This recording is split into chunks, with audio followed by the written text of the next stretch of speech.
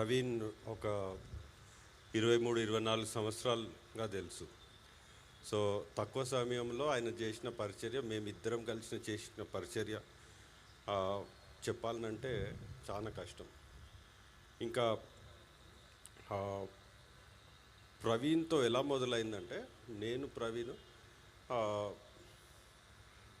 యేసుక్రీస్తుని తెలుసుకున్నప్పటి నుండి అతను తెలుసు.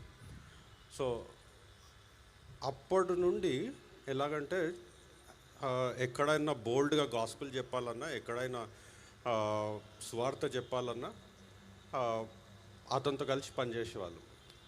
ఇందోర్లో ఉన్నప్పుడు మజీద్లో కానీ లేకపోతే మద్రాసాస్లో కానీ ముస్లింలతో డిబేట్ చేయాలన్నా, డిస్కషన్ చేయాలన్నా ప్రవీణ్ ఇంకా నేను వెళ్ళేవాళ్ళం. అదేవిధంగా జాకిర్ నాయక్ ఆఫీస్కి వెళ్ళి డిబేట్ ఇన్విటేషన్ ఇవ్వడానికి కూడా చాలామంది క్రైస్తవులు, ముంబైలో ఉంటున్న క్రైస్తవులు భయపడి, అరే జాకిర్ నాయక్ ఆఫీస్కి ఎందుకు ఎలా వెళ్తాము అని అంటే, నేను ప్రవీణ్ ఇందోర్లో ఉండి మనం పోతామని చెప్పి ఇద్దరమే భయం అతనికి డిబేట్ ఇన్విటేషన్ ఇవ్వడానికి. డిబేట్ కాలేదు, but we wanted to invite him for debate. అది కాలేదు. సో అలాంటి స్నేహం ప్రతి దగ్గర ఎక్కడైనా పని చేయాలంటే, సువార్త చేయాలంటే మేము వెళ్ళేవాళ్ళం. So this was for almost like 20 years and more like that. దాని తర్వాత అంటే సాక్షి అపాలజెటిక్స్లో కూడా చాలా కలిసి పనిచేసాం. మీరు ప్రవీణ్ గారి వీడియోస్లో ఎక్కడైనా డిబేట్ చూస్తే మోడరేటర్గా నేనే ఉంటాను దాదాపు. అంటే తెలుగులో ముస్లింలతో చేసిన డిబేట్లో I would be the moderator. So ఇంకా అంటే డిబేట్ కానీ ఇంకా చర్చ అదే కాదు. ఎలా ఉండేవాడంటే, క్రైస్తవులుగా మనము యేసుక్రీస్తు పాపుల కొరకు వచ్చాడు కదా అని అంటే, ఎక్కడ బాగుపడని వ్యక్తి ఆఖరికి ల్యాండ్ అయ్యేది ప్రవీణ్ దగ్గర.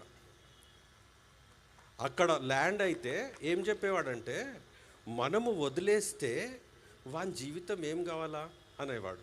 అది కాకుండా నిన్ను వదిలేయాలి కదా, మనం చేసేదానికి ఇంకా పట్టుకొనే ఉన్నాడు కదా, మనం అదే పని చేయాలి కదా ఇతరులకు అనేవాడు. ఇంకా అలా చేస్తూ అంటే హైప్ అనేది ఏముండదు. ఎవరితోనన్నా కలిసి రోడ్డు మీద కూర్చొని, ఎక్కడన్నా అరుగు మీద కూర్చొని ఛాయ్ తాగాలన్నా తాగుతాడు. సో అదే మనం చూస్తున్నాం. అంటే ఎక్కడ ఈ కార్లో తిరగాలి, ఈ బైక్ నడపాలి, ఈ బట్టలు వేసుకోవాలి. ఆ బట్టలు మనం టీవీలో చూస్తున్న అంటే మంచిగా డ్రెస్ అయిందంతా ఏంటంటే ప్రజలు యాక్సెప్ట్ చేస్తారు, టీవీ ముందు అలా కనపడితే అని అలా వేసుకుంటాడు అంతే. But otherwise very simple person. ఇంకా ప్రతి దగ్గర ఇప్పుడు ఇలాంటి వేదిక అంటే మాతోని చేసే పరిచయం ఎలా మాట్లాడతాడంటే, ఈ వేదిక అవసరమా, ఇదంతా అవసరమా, ఇదంతా వద్దు కదా, మనం అక్కడ కూర్చొని మాట్లాడుకుందాము, ప్రజలతో కలిసి ప్రజల మధ్యలో మాట్లాడుకుంటే యేసుక్రీస్తు చేసిన పరిచర్య అదే కదా అనేవాడు. సో అంటే మిగతా పరిచర్యల మీద ఏదైతే చూస్తామో అది అంటే అన్ని రకాల పరిచర్యలు చేయాలి, ఈ వేదిక కూడా అవసరం సొలొమోన్ చెప్తున్నట్టు. కానీ ఆయన ఇష్టపడేది అలాంటి పరిచర్యనే, ప్రజల మధ్యలో ఉండి చెయ్యాలని. యేసుక్రీస్తు అలాగే చేశాడు అని చెప్పేవాడు. యేసుక్రీస్తు ప్రజల మధ్యలో ఉండి నేను పెద్ద దేవాది దేవుడు, నేను పెద్ద అని చెప్పుకోకుండా మామూలుగా బతికి అలా పరిచర్య చేశాడు. కాబట్టి అలాగే చెయ్యాలి అని ఎప్పుడు అలాగే ఉండేవాడు. ఇంకా ఆఫీస్లో కూడా ఎవ్వరు అతనిని సార్ అనరు. సార్ అంటే తిట్టేవాడు. నేను సార్ అంటే నేను సార్ అంటే నేను ఎప్పుడు నీతో మాట్లాడను, మరలు ఇంకోసారి నీతో మాట్లాడను అనేవాడు. అన్నా అనాలి అంతే. అతనితో కలిసి ఆఫీస్లో కూడా పనిచేశాను. అతను బిజినెస్ స్టార్ట్ చేసినప్పటి నుండి పనిచేశాను. సో ఎప్పుడు ఎవరితో కూడా నేను బాస్ అని చెప్పుకునే వ్యక్తి కాదు.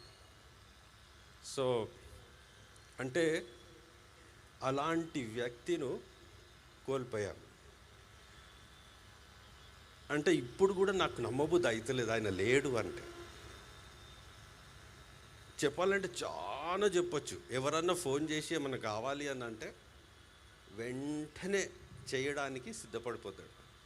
అలా అలా చేయడానికి దారి పొడున ఇప్పుడు ఆ, కరీంనగర్కు ఎటన్నా వెళ్తా ఉంటే దారిలో ఎవరికన్నా సాయం చేయొచ్చు అంటే చేసేవాడు. దారిలో ఎవరన్నా ఓల్డ్ పీపుల్ ఉండి వాళ్ళని విజిట్ చేయాలంటే చేసేవాడు. సో ఒక ప్రాంతానికి చేరడానికి మనకు ఆ, 5-6 గంటలు పడుతుందంటే ఈయన చేసే ప్రయాణానికి ఇంకా ఎంతో సమయం పడుతుంది. సో అలా అందరి దగ్గరికి వెళ్ళి అందరితో మాట్లాడి అందరినీ పలకరించి వెళ్ళేవాడు. ఇంకా ఏదైనా బండి చెడిపోతే ఏదో ఫోన్ చేసి 10 మందిని పిలువడు. మేము కారు చెడిపోతే మేమే తోసుకుంటూ వెళ్ళి మేమే మెకానిక్ షాప్కి తీసుకెళ్ళి మేమే చేసుకున్నాం పని. ఇంక పరిచర్యలో ఎక్కడైనా కార్పెట్లు కానీ చైర్లు వేయాలంటే మేమే వేసాం చైర్లు మారుమూల ప్రాంతాలలో. ఇంకా ఉండడానికి స్థలం లేదంటే కార్పెట్లు టెంట్ హౌస్ నుండి కార్పెట్లు తెప్పించుకొని కార్పెట్ కప్పుకొని పడుకున్నాం. సో సింపుల్గా పరిచర్య చేసేవాడు. ఎవరు రికగ్నైజ్ చేయాలి, ఎవరైనా ఇప్పుడు అంటే మిమ్మల్ని గుర్తించాలి అనే ఉద్దేశంతో ఎప్పుడు చేయడు. సో అలాంటి వ్యక్తిని కోల్పోయాం. సో ఈ వాజ్ ఎ గ్రేట్ ఫ్రెండ్,